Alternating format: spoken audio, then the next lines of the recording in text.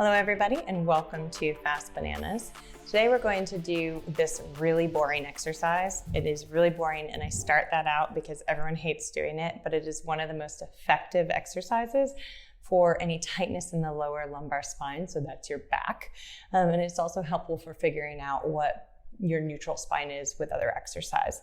So I call it the pelvic clock. Here's an actual clock, but we're going to put it on the pelvis, there's 12.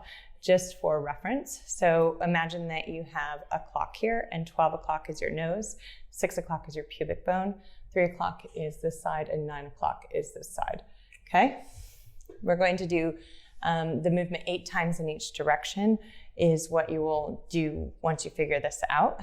What I will say is it can be frustrating because it's very difficult to do all the movements quote correctly, but you're going to get a lot of benefit out of it, even if you're just moving as best you can through this, okay? Because it's going to start mobilizing or loosening up that lower lumbar spine. Why do we care about this? This will help with our hip extension in running. This will help us be able to get into our hips more with squatting. This will help us with our posture and our breath as well. Okay, so first things first, I usually put my hands on people, but you're going to tilt your pelvis back towards the floor. So it's almost like you're flattening out your back. So that's towards 12. And then you're arching your lower back right there, and that is towards 6. Presley, actually put your hands here so see if they can see it a little bit better. So go ahead back and forth. So there you go. And you can see, yep, that she's moving from here. Go ahead back and go a little bit bigger. So go towards 12 and then towards 6, towards 12 and 6. Good. There you go. Try to keep your neck a little quieter and move it from your pelvis. That's okay. Good.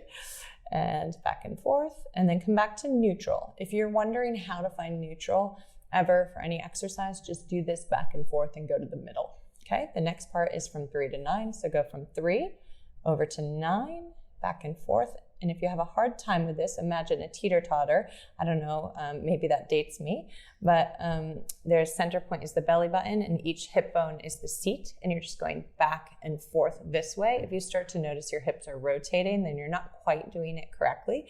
And you can also imagine that you're using the strength from your lower abdomen here to pull you in this direction, or the strength from your lower abdomen to pull you in this direction. Good. So once you do 8 of those, you're going to take it into clockwise. So you're going to go up to 12, around to 3, down to 6, over to 9, back up to 12, and all the way around. It's almost like you have your clock and you're rolling the marble around the face of the clock.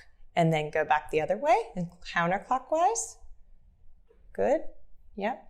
So let's go back around the other way and then we will be done. Good. All right. So 8 times in each direction, and that should do it. Thank you.